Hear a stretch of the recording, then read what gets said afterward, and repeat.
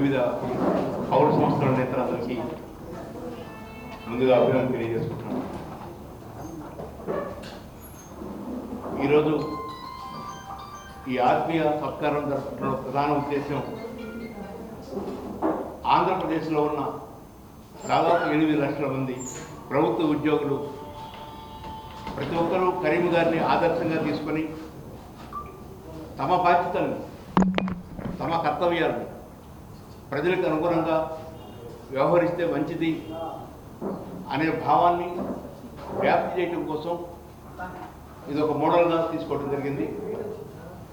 కరీం గారు మీరు గమనిస్తే గుంటూరు నగరంలో ట్రాఫిక్ని క్రమబద్ధీకరించడంలో కానీ, త్రాగి వాహనాలు నడుపుతున్న వారికి కౌన్సిలింగ్ ఇవ్వడం ద్వారా కానీ, ఈ సమాజంలో మార్పు కోసం ఎవరైనా కృషి చేస్తూ ఉన్నారు.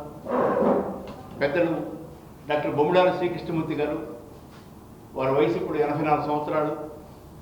వారు గత 4 రోజుల నుంచి వివిధ మీడియాలో వస్తున్న కథనాలను చూసి వారు నాకు ఫోన్ చేసి ఇలాంటి మంచి వ్యక్తుల్ని మనం సత్కరించడం ద్వారా మిగిలిన ప్రభుత్వ ఉద్యోగుల్లో కూడా మనం కూడా కరీంలాగా ఉండాలి, మనం కూడా ప్రజల కోసం కృషి చేయాలి అనే భావం పెరుగుతుంది.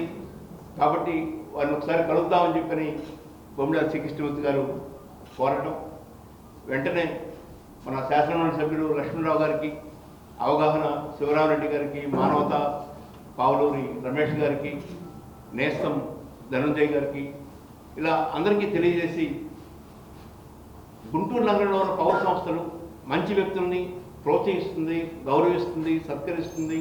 తద్వారా సమాజానికి మంచి సేవ చేయాలనే కోరిక మరింత పెరిగే అవకాశం ఉంటుందనే ఉద్దేశంతో ఈ కార్యక్రమాన్ని చేపట్టాం.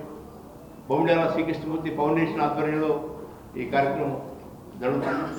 పెద్దలు బొమ్మిడాల శ్రీకృష్ణమూర్తి గారు 2 నిమిషాలు మాట్లాడుతుందిగా కోరుతున్నారు.